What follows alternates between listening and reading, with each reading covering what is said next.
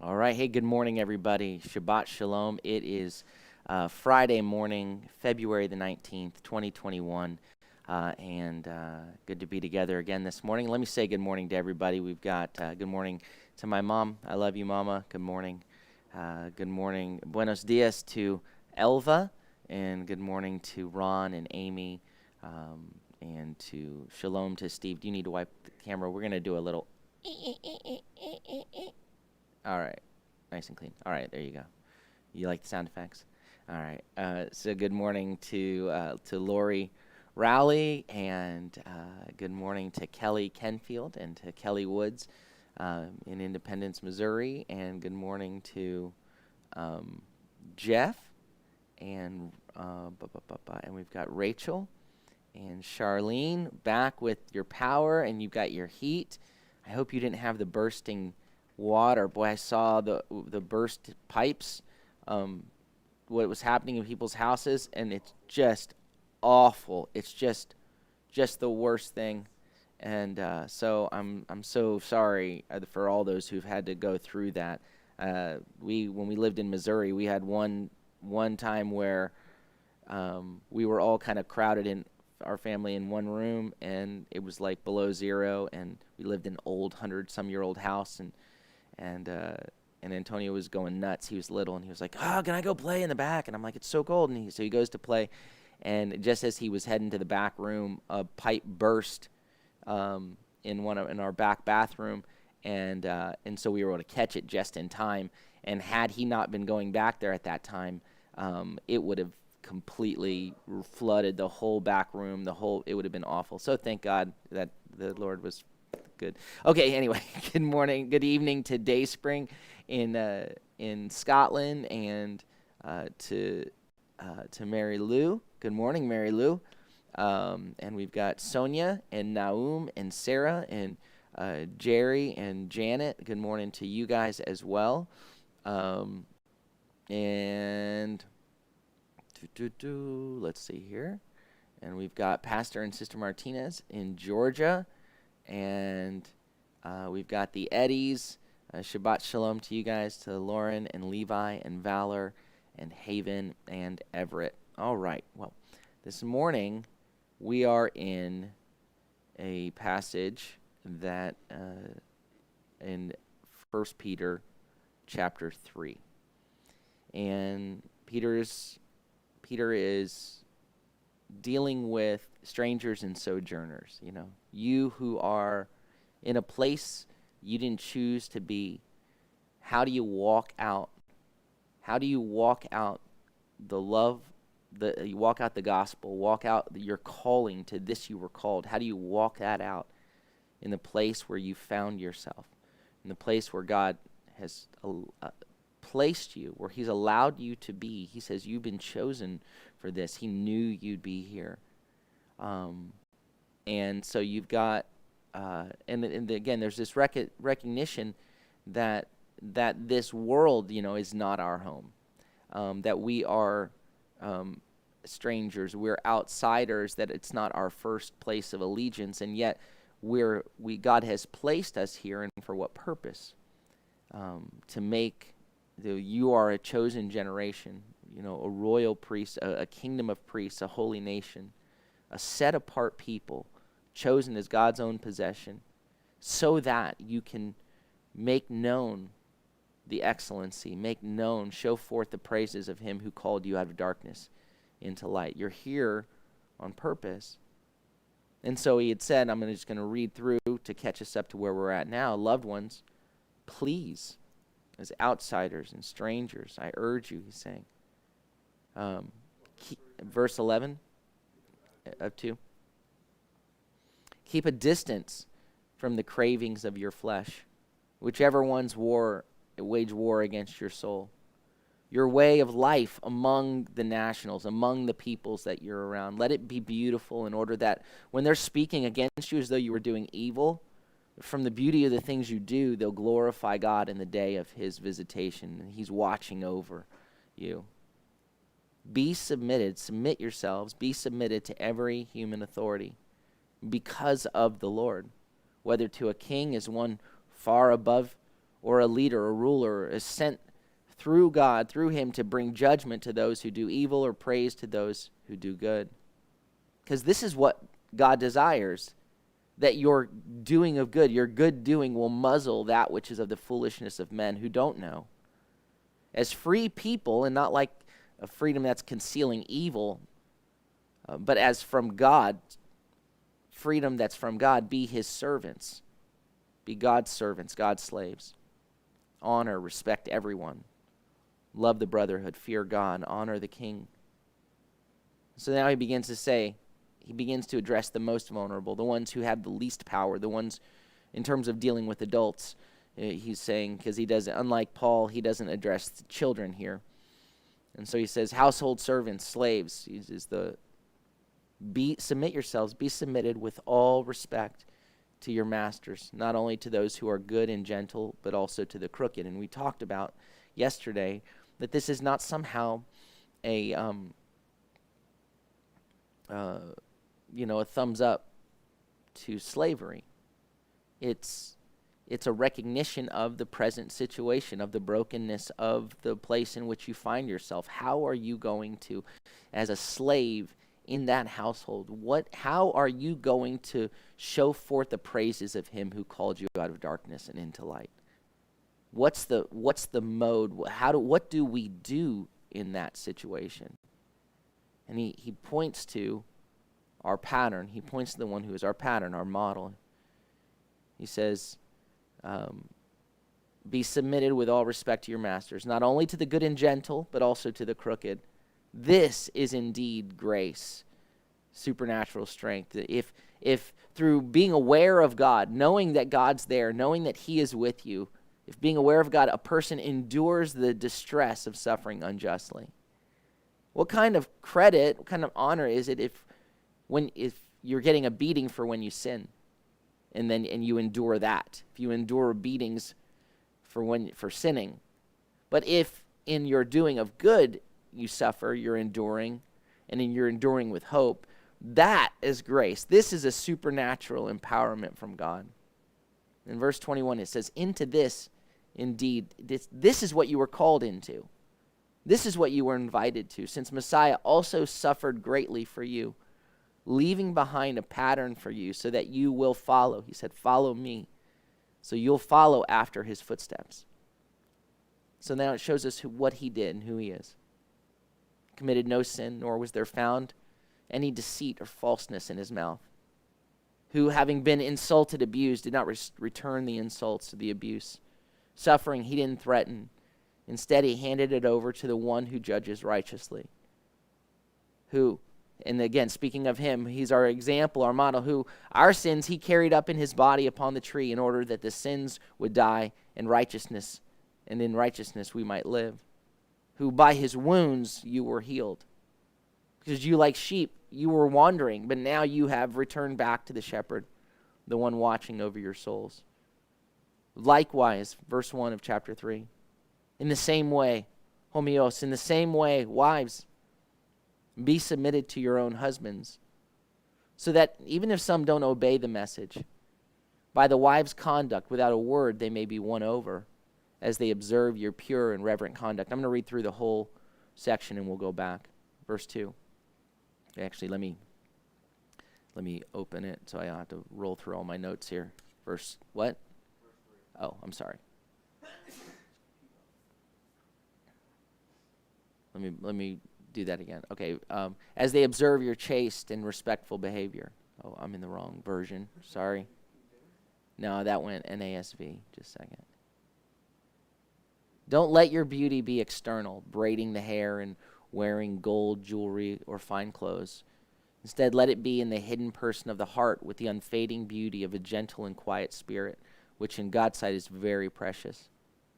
For this is the way the holy women who put their hope in God used to beautify themselves long ago, being submitted to their own husbands. Just as Sarah obeyed Abraham, calling him Lord, you have become her daughters by doing what is good and not fearing intimidation. In the same way, husbands, live with your wives in an understanding way. Though they are weaker partners, honor them as equal heirs of the grace of life. In this way, your prayers will not be hindered. So this is, my dad used to love, he used to joke about that passage. Abraham, it says Abraham was called Lord by Sarah. This is a passage that, as I address it, as we look at it this morning, and we're gonna look at it, and we're obviously in just one morning here. It's a lot of information there. One of the challenging things about certain passages like this, and even the previous passage in previous generations, is that these passages have been used to abuse and to dominate and to subjugate, so that slave owners had used the passages about slavery and these things in order to justify, and they used these scriptures to uphold their right to enslave. And where it becomes, what we have to recognize again is what Peter is doing is he's speaking to believers. What do you do? How are you supposed to live in a broken world? He's not telling believers to perpetuate the brokenness, right? He's not saying perpetuate slavery, perpetuate a dominating subjugation. That's not what you see in the gospel. What you see in Yeshua was revolutionary in the way that he elevated those who were on. He elevated women, and he elevated those who were discarded, those who were marginalized, those who were seen as nothing. And when you read where Paul writes, there's no longer slave or free, there's no longer Greek or Jew, slave or free, male or female, and it's dealing with it in a hierarchical way, that for us as walking as believers, we're supposed to be those who are liberators. And what's supposed to drive us all is love. And so the tendency with any of these passages, there's a tendency. I think it's a human tendency. I don't think it's a cultural tendency. I don't think it's a societal tendency. I think it's a human tendency. That when something gets pointed at us, we go, well, what about them? Like we talked about yesterday where Peter said, well, what about them? We like to focus on the other person. But you'll notice here right out of the gate that Peter says, wives, submit yourselves. He's a different instruction for husbands. He doesn't say, husbands, subjugate your wives. It's not what he says. He says, wives, submit yourselves. And he says something later, something different to husbands. So husbands often like to focus on this part while failing to do their part. It's the what about thing.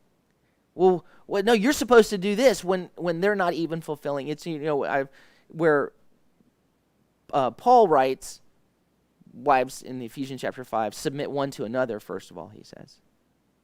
Right? Submit one to another. Wives, submit to your husbands. Right? And then he says, husbands, wives, love your wives as Messiah loved the church, loved the Kehillah, and gave himself for her. So wives are to submit as to the Lord. And so if you look at who are they likened to, how often have God's people adequately submitted to him? Well, we stop and start, we fail, right? Husbands, love your wives with a perfectly selfless love. I mean, our model as husbands, as the head, we like to claim headship, and the Bible speaks of us as the head, but the head is the one who's responsible to care for the entirety of the body. That my head is not to crush my body, is to love my body. My head is to take care of my body, to care for it. And so the response, and so to do it wholly and completely. And so that's where the focus here is not for for men to walk around going, see, women, this is what God wants of you. It's ultimately, he goes from those with less authority, less power, to those with more and more authority. So he goes from slaves and now to the wives. He says, be submitted. Be submitted. Submit yourselves. He's in the ancient writings, in the Greek philosophical writings of the time, they wouldn't have addressed either. Slaves weren't addressed and women weren't addressed.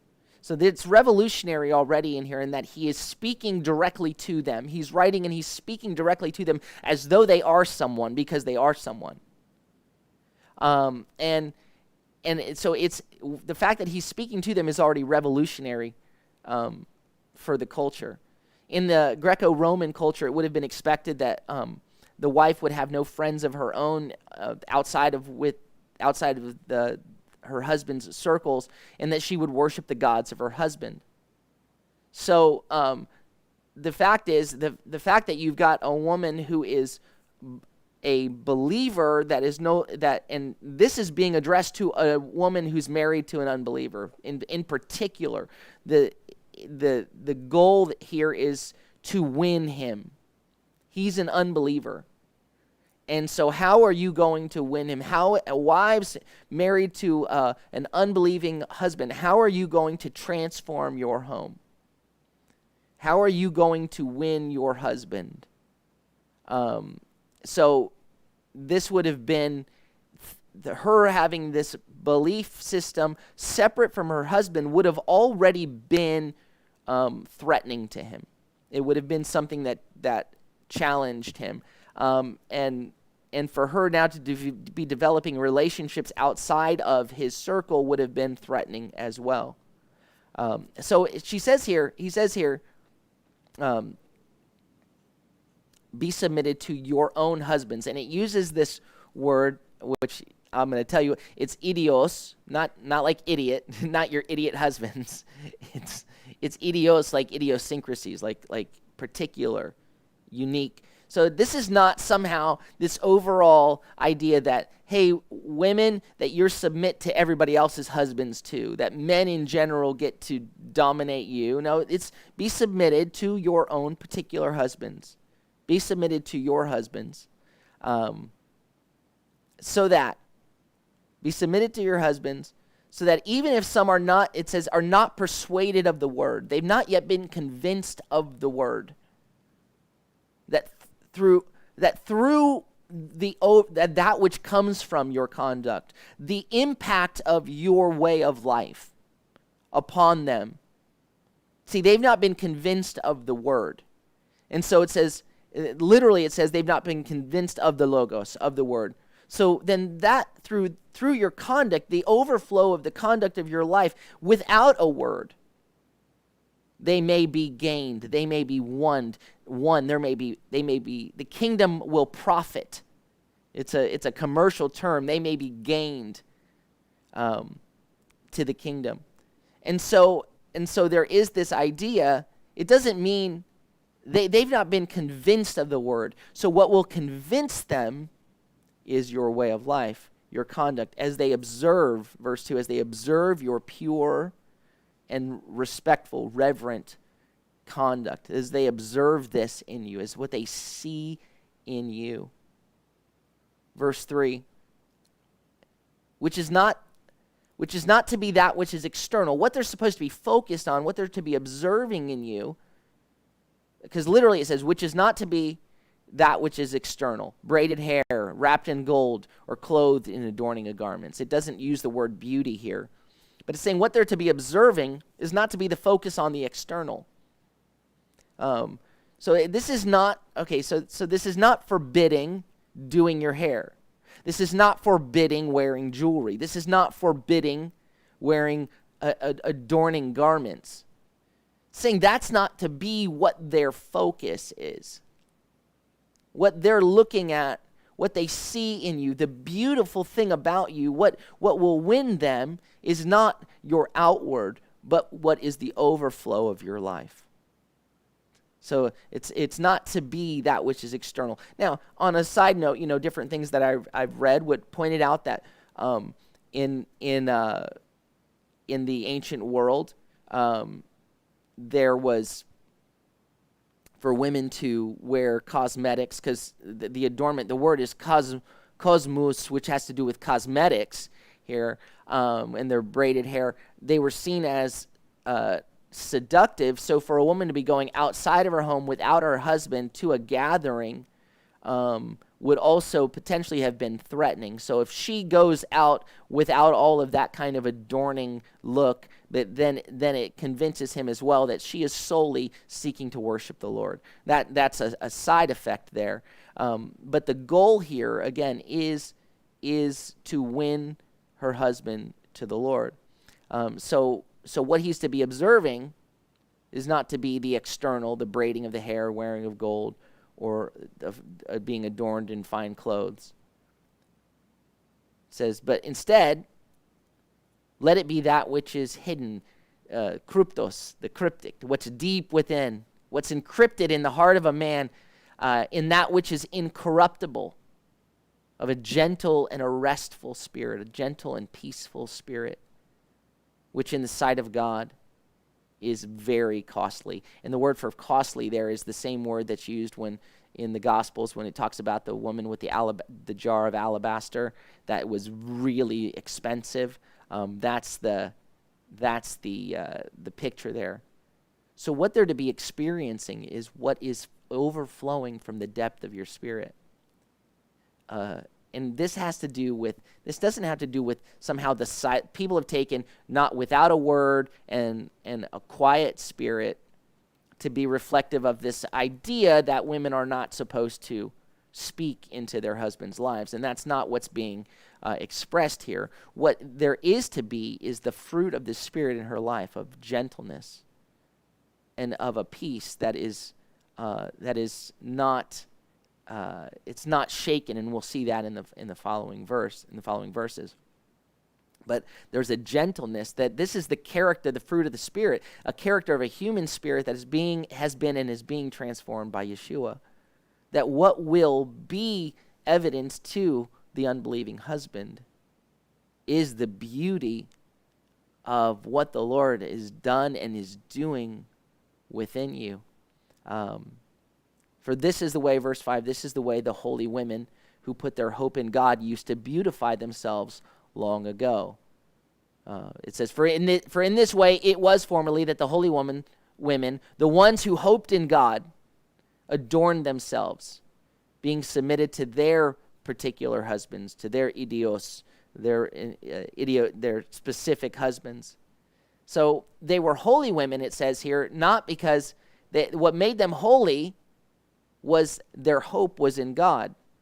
Their hope was in the Lord. Like Hebrews 11:13 argues, they trusted in God and they looked forward to this future redemption, right? We've talked about in chapter 1, it's the salvation that is yet to be revealed. This hoping.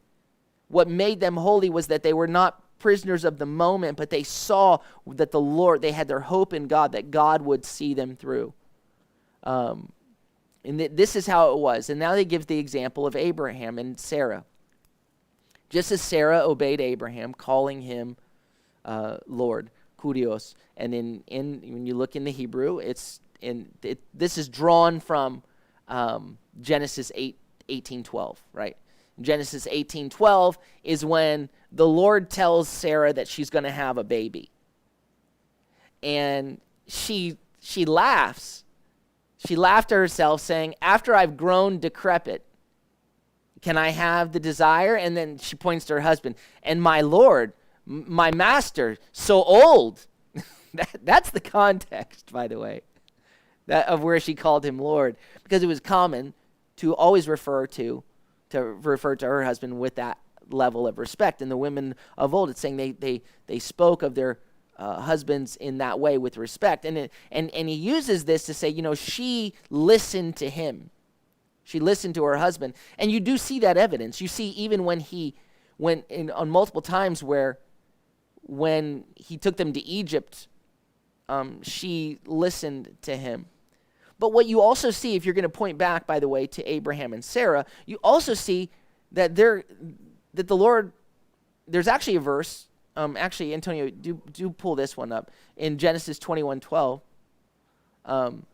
when after Isaac is born, and Abraham just is trying to figure out what to do because there's all this commotion, this problem now with Hagar and Ishmael, and now Isaac's here, and the Lord actually said to Abraham, "Don't be distressed."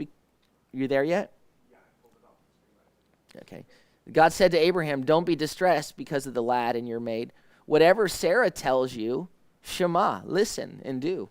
Listen to her, for through Isaac your descendants will be named." So there's actually the Lord instructing then Abraham to listen to Sarah. What you see in Abraham and Sarah's relationship is not one of dominance, right? That's not the picture that you have there, and so she is given it as an example, and what in her respect of her husband, she called him Lord, but again, it was in a context in which she's openly, or she's going, "Oh, I'm going to have this." There's not, "I'm going to have this delight now when I'm old, and look at my Lord here. He's old too. What are we going to do? I mean, he's older than me. Now we're going to be parents." But the point overall has to do with wives, that you can't control your husband. You can't control this situation. You can't control other people. Who are you going to be here?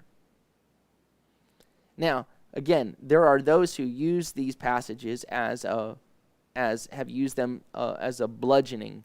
Like, well, it says when he was abused, he just took it.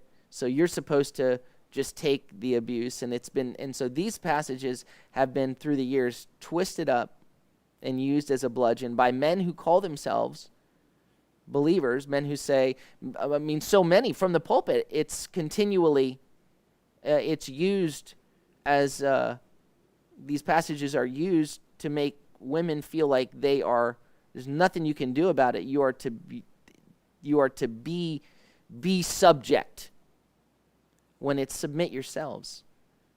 Husbands, you have it doesn't say subject your wife. That's not what it tells you. In the next verse, it doesn't say, now, husbands, you keep them in line. You subject them. You make them submit. Right? That's not what it says. Now it comes to the one who has the most authority in the home. And it says, did I read the back end of verse 6? Oh, I didn't, which is very important. Just as Sarah obeyed Abraham, calling him Lord, you have become her daughters by doing what is good and not fearing intimidation. Right? So while there's this, she's not walking in a fear and an intimidation. She's not fearing anything terrifying. You've been called her daughters as you walk in this way, but you're not, it doesn't have you as this cowering little flower that has to fear intimidation. So their subordination is revolutionary in that they're subordinate because they submit themselves. They're choosing to be there so that their husbands may be one. That's the goal, is to love as Messiah loved. Now again, if your husband's a believer, then he shouldn't even be focused on that. You focus on that. If you're two believers that are married, then you focus on who you're supposed to be. But the husbands in the same way. So now this applies to you, husbands, as to us, husbands as well. Live with your wives in an understanding way. Now, I'm gonna work with our translation here in a minute, okay?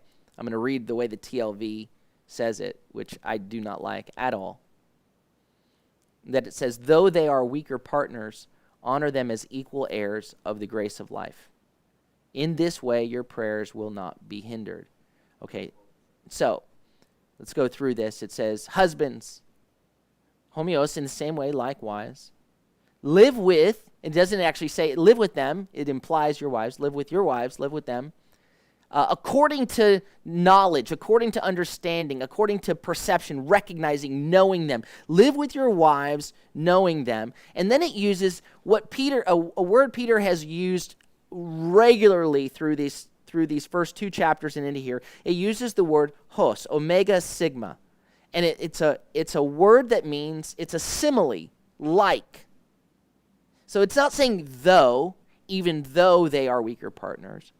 It's saying, like a vessel that is, it uses the phrase for delicate.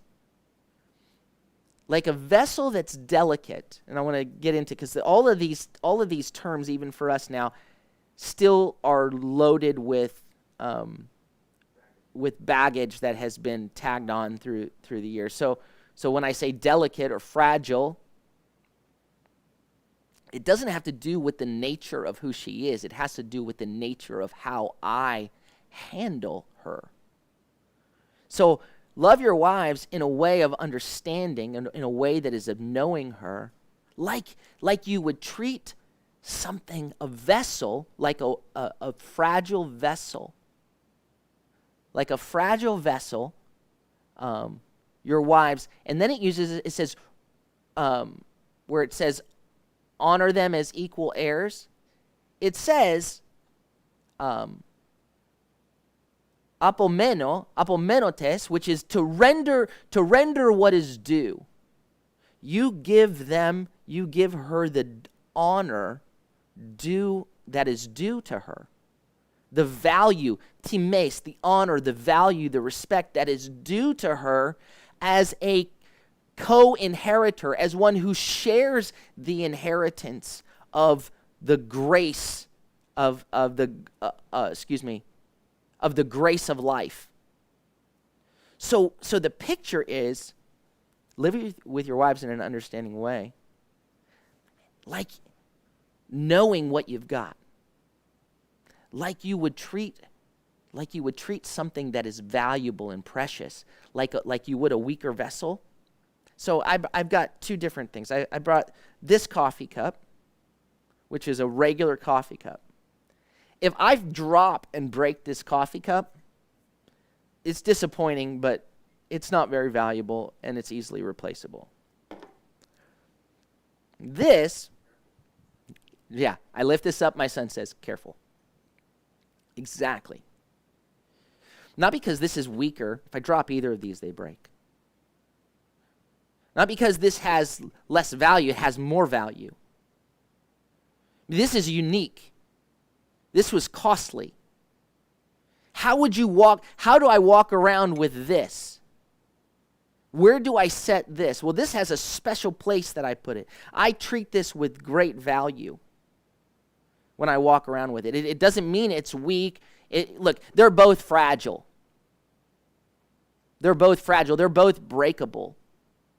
But how would you treat? So men, don't be careless treating your wife as though she's just anyone, husbands.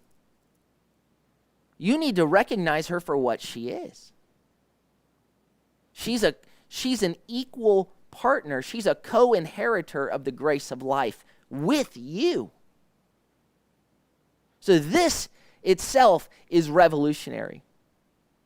This is not telling the husband that he gets to dominate her, and it's not saying, well, even though she's weaker, treat her like she's equal. No, that's not what it's saying. It's saying, as you would care, this is about our behavior. It's not about the quality of who she is. In terms of weaker. It's about how we would handle something that is precious and valuable to us. So as you would a breakable vessel, treat her, render her the honor that is due to her as a co-inheritor of life. That changes it. That changes it. that changes it. And I don't have time to go into the whole idea of the absurdity of the weaker, the picture we have of women as weaker, where we are different. We are different with different strengths. And so we, when we talk about, even if you think about it, I don't have time to go into all of this, but when you look at the Genesis account, that she was made as a helper, kenegedo, which is in front of him, opposite him, taken from his side, to see what he can't see. A revealer, and it uses the word neged, which is to make known, to reveal. So the one she is a revealer to him. Right from the beginning, and not like his little assistant. There's an equality. They were Adam. They were Ish and Isha. Adam was Ish and Isha, man and woman. And so it's the idea. I mean, I've gone through this in greater detail in other places, and I don't have time to go long this morning. But the goal is, husbands, are you living with your wives in an understanding way? Because the buck stops with us. When we don't understand what's happening, when we think we understand or we perceive something to be a certain way, are we living with them with knowledge, with knowing them, with recognizing the preciousness, the value of what she brings, of who she is? Am I treating her with the kind of care that I would treat something that is breakable? Again, not suggesting somehow she's this fragile, breakable thing. We all have our different areas of fragility. This can easily be broken as well. It's saying, the question is, how are you treat her? Live with her in an understanding way, as you would a weaker vessel. And then, here's the issue. Into this, do this, lest your prayers be hindered. Do this, don't do this lest your prayers be hindered, lest they be cut off. So to live with your wife in an understanding way is not simply to, the golden rule is do unto others as you would have them do unto you, right? I like what someone else described as the platinum rule, which is do unto her as she would have you do unto her. Understand her. Know her, live with her in an understanding way. What does she desire? What does she want? What does she need? And if that's your responsibility, and both, you'll notice that within each side, for husbands and wives, because we live in a broken world, people approach what I've said from both sides with fears of abuse. Well, if I just give her what she needs, or so forth and so on, then that's just going to be taken advantage of. And no, that's not what that's saying at all. Live with your wives in an understanding way. And this is speaking, the assumption here is that she is a believer, and the implication is that she is a believer, because first of all, in the culture then, wives would have been, they had to do what their husbands did. But here it says she is a co-inheritor of the grace of life, of the supernatural life that the Lord has for us.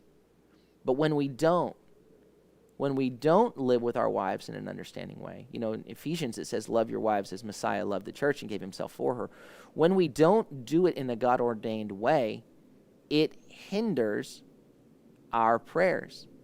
The moment the husband has been given a place, has been permitted a place as the head of his family. Again, Ephesians talks about that. And that isn't something God has entrusted to you to do as he would do. That you're to lead your family, we're to lead our families as he himself would. So when we use the advantage, we use it to our advantage. When we use the place of authority in an earthly way to dominate rather than to serve, when we don't, because listen, the Lord understands us.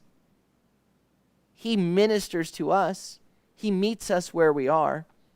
When we begin to misuse what God has given us to dominate, we lose the ear of God. It says, go do it this way, lest your prayers are cut off, lest they're hindered. God, why aren't you listening? Why aren't you hearing? And it's because when we walk in this, when we twist up what God has given us to dominate, to crush, and do it in the name of Yeshua, there is judgment that we face for that. So we need to obey the Lord, live with our wives in an understanding way. Okay, I'm going to just end there, and let me say good morning to anybody that I did miss. All right. We've got Elizabeth. Good morning to Elizabeth and to Jesse and Philip and Salome. And we've got, let me back up, Menyan and Rashad. Good morning to you guys. I think I said good morning. I did say good morning to John and Jan. And let's see. Jim and Sarah and Nicole, good morning to you guys. I thought I saw you on here. I'm sorry I missed. And we've got Pat and Lori. Good morning to you as well. All right. And Kathleen, good morning, Kathleen. And let me go over here. Let me refresh this.